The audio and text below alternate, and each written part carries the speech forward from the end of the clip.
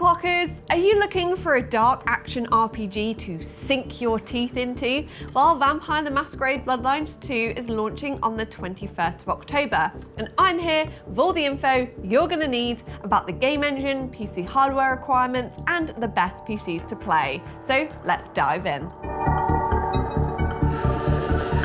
After years of delays and setbacks, and even a developer change from Hardsuit Labs to the Chinese room, it's actually a small miracle Bloodlines 2 was ever finished.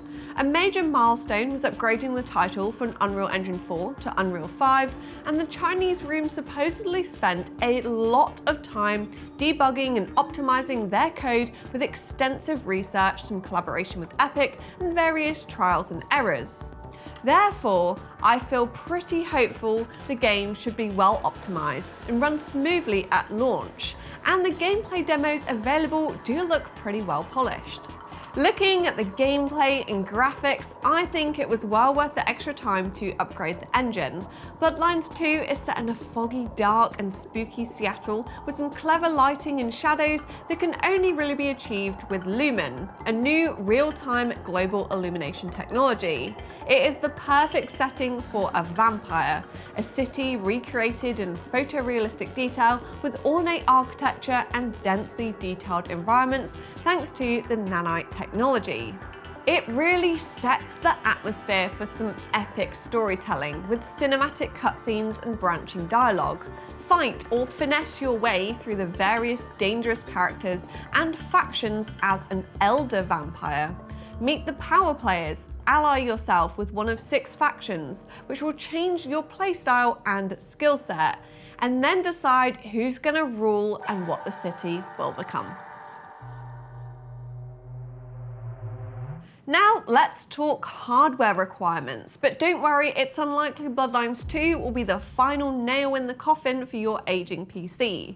Despite using the notoriously demanding Unreal Engine 5, it's actually compatible with the Steam Deck, and the minimum requirements are quite respectable. We've looked at quite a few different Unreal Engine 5 games lately, and these are the lowest specs that I've seen so far. You'll need at least an Intel Core i3-8350K or AMD Ryzen 3 3300X. The i3 was already an entry-level quad-core CPU when it launched 8 years ago, so the CPU demands are pretty low. Pair this with at least 8 GB of RAM and ensure you have 30 GB of available disk space. There's no SSD requirement listed, but I'd recommend one to ensure you don't ruin the story with lots of loading screens. The minimum GPU requirements include an NVIDIA GeForce GTX 1060, AMD Radeon RX 480, or Intel Arc A580.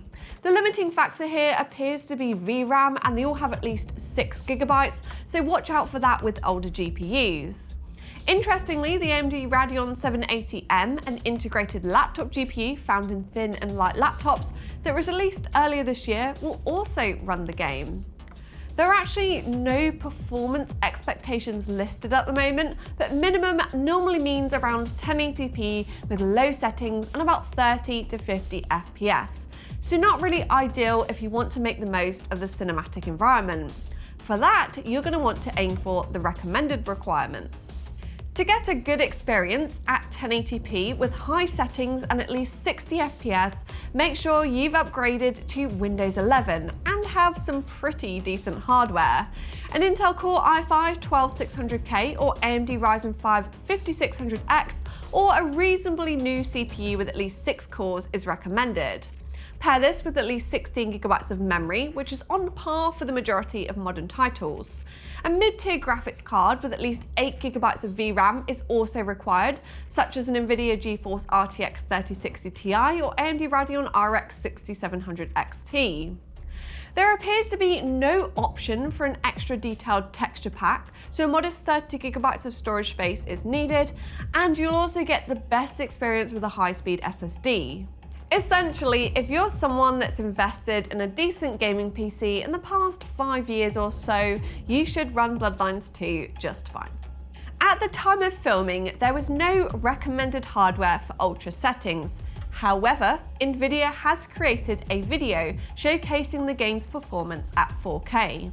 The gameplay was recorded on an RTX 5080, and without NVIDIA DLSS 4 enabled, you're looking around 50 FPS, which is in line with the high demands of other Unreal Engine 5 titles. With DLSS 4 and multi-frame generation, FPS increased to over 200, which is much more impressive, although it is a bit disappointing that you need a frame generation technology to actually get there. This does also put AMD graphics card users at a big disadvantage, as there is no official FSR 4 support. Therefore, if you're going to want to max out the game, I'd recommend an Intel i7 14700K or Ryzen 7 9800X3D, paired with at least 32GB of memory and an RTX 5080, or essentially a very high-end PC. Now let's move on to some suggested hardware upgrades and some of the best PCs to play Bloodlines 2. The best bang for your buck upgrade will be a new GPU, and I recommend an RTX 5070 Ti or RX 9070 XT. Both cards have a whopping 16GB of VRAM and should be able to max out the game at 1440p, which in my opinion is the real sweet spot resolution for gaming. If your entire system sucks, then upgrading to a PC like the Mac 1.1 will ensure you can play Bloodlines 2 without killing your budget. The Ryzen 5600 with 16GB of memory and RTX 5060 meets the recommended requirements, and you also get Windows 11, a high airflow case with RGB, and a 3-year warranty included with a very reasonable £780 asking price. Now, let's raise the stakes to £1,720. An ideal PC to play at 1440p with high settings would be the Mac 5R. This all AMD PC is powered by Ryzen 7600X3D and Radeon RX 9070 XT with 32GB of RAM and a 2TB hard drive with plenty of space for games. You get Windows 11 and our 3-year warranty included, and it's pre-built and available next day. If money is no object, rise to the top of Vampire Society with the OCK Gaming Claymore. This high-end PC has an Intel Core i9 4900KF, GeForce RTX 5080, and it's going to be perfect for playing at 4K with high FPS. The specification is flexible, so you can choose your case, memory, storage, and more, and it's available for £2,700 with a 3-year warranty and Windows 11 pre-installed. In conclusion, Vampire the Masquerade Bloodlines 2 is one of the easier Unreal Engine 5 games to run on PC, but it is still an Unreal Engine 5 game. As the graphic settings and resolution increase and you enable settings like lumen lighting, your FPS is gonna tank. Despite the efforts put in by the developers to max things out at 4K, you're still gonna need a very high-end PC with DLSS 4 capability to get above 50 FPS at 4K. Of course, you can still play the game on a PC that costs just under £800, but I don't really think you're going to get the full, atmospheric, immersive experience that the storytelling deserves. I'm really interested to know your thoughts, so do let me know in the comments below.